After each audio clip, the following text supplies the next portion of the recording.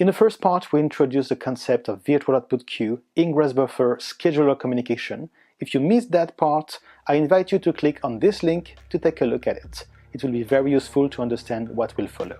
After the intro, we'll go into more details and run a quick demo to illustrate the theory.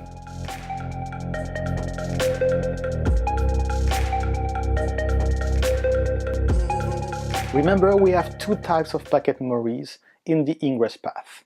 16 MB of OCB for on-chip buffer and 4 GB external that we call DRAM. Between the NPU and the DRAM, we have a unidirectional link of 900 gigabit per second.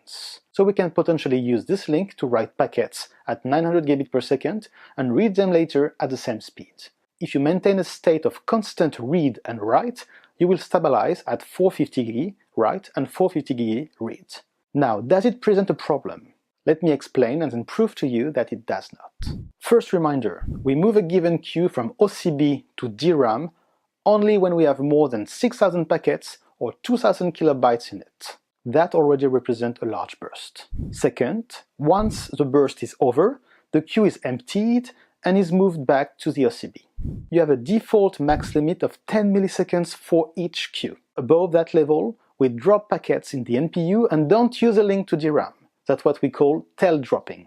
It's a mechanism used to prevent one queue to consume all the buffer resource and impact other queues.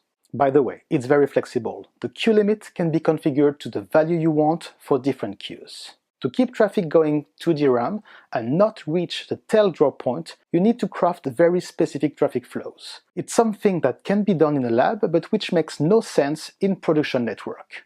The good news is we have counters in the system to check it. I invite you to take a look at the blog post linked in the video description to get more details on the show comments we are using to collect them. So, the counters we will use are enqueue packet count. It represents the number of packets handled by the NPU globally. MMU IDR packet counter, representing the number of packets stored in the DRAM. enqueue discarded packet counter, which will show us the number of packets discarded because of taildrop. And finally, we will monitor reject DRAM ineligible packet counter. That represents the number of packets dropped because of a saturation of the link to the DRAM. For example, in this testbed, we are recreating the condition of a DRAM blockage. Here, it's a lab environment with artificial flows. Now, the question we want to answer is how much traffic is actually going to DRAM in real production networks, how much packets are dropped because of taildropping, and finally, how much packets are dropped because of the saturation of the link to the DRAM.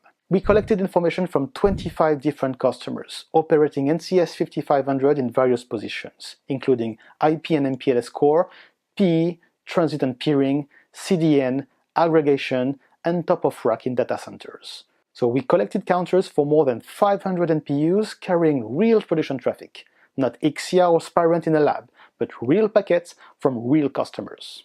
And we sorted and aggregated these counters. The total represents a huge number of packets. Indeed, each NPU offers connectivity to 6 to 9 interfaces 100 GB, and some of these routers are up for more than 2 years. In total, we have almost 22 exabytes and 25 petapackets. First, information extracted from the study. Not a single packet has been dropped in production due to a DRAM bandwidth saturation. Second, we derive the percentage of traffic handled in the DRAM. For that, we add up all the numbers and we divide the MMU IDR by the enqueue.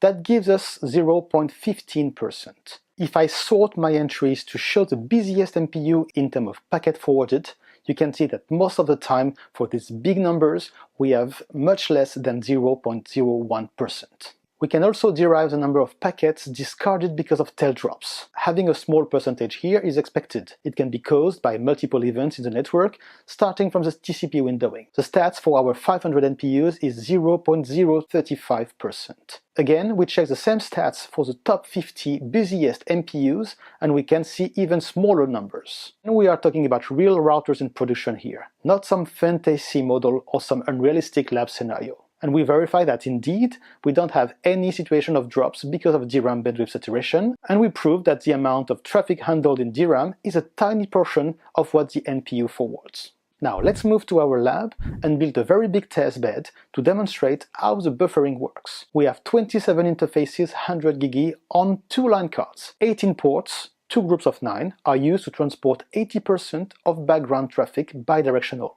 The 9 remaining ports will push bursts of traffic in direction of the first 9.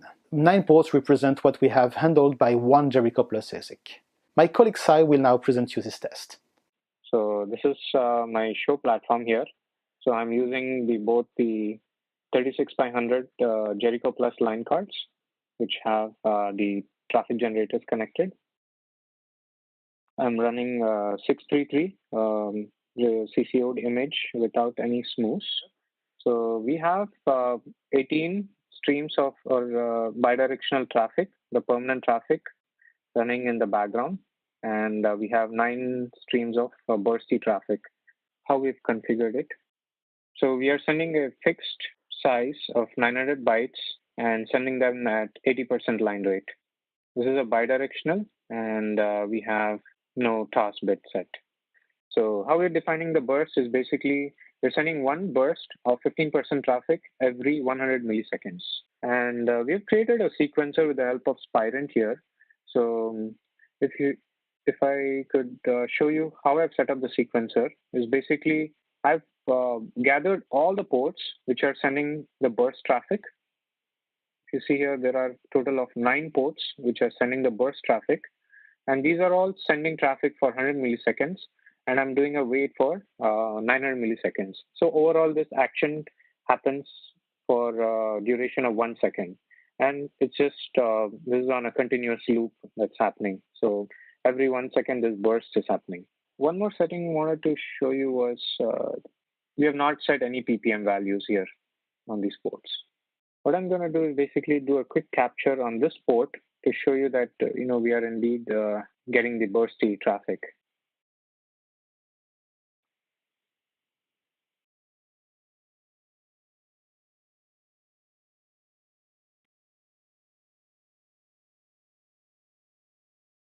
All right. So basically, if you see the background traffic, which is running at 80%, and then we see a 15% spike, and then back to 80% and 15% spike. The interface configs.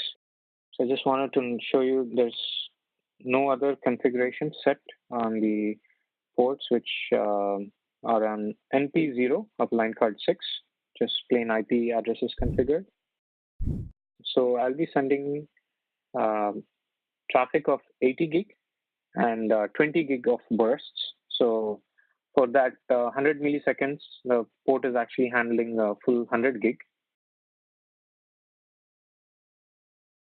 I'm going to go ahead and start the sequencer, which we can see the counters here incrementing. And this is the column for the drop frame count.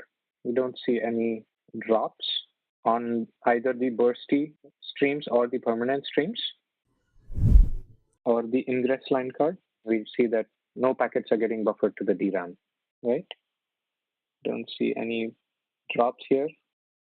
Egress line card, NP, no drops here, nothing going to DRAM, right? Okay, so in this last case, we wanted to show you that there is a little bit of oversubscription. So packets getting buffered to DRAM, but it's able to handle and process it well. So we don't see any drops. So the scenario is here, we are doing 80% on all the permanent streams, 20% of bursts on all the stream, except for one stream, which is sending 25% of burst.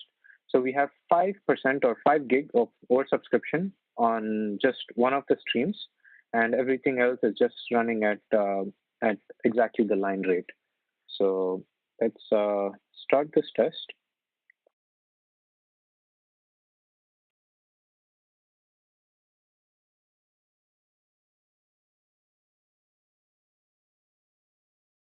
Okay, and let's start the burst.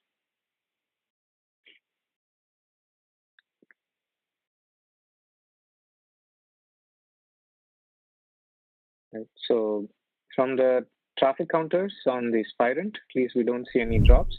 Let's hop onto the router. We see that on the ingress NP, we are seeing packets are going to DRAM, but we don't see any drops happening here.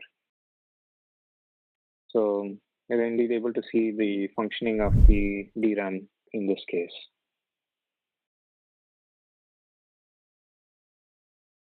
Thank you, Sai. So we have seen in this lab how the buffering works and how to monitor it. But also we have clearly demonstrated with real network transporting huge quantities of live traffic that the saturation of the DRAM link never happens and that traffic is for the vast majority handled in the on-chip buffer. Now that we have all the principles of buffering detailed, we can jump into the QoS features and the configuration.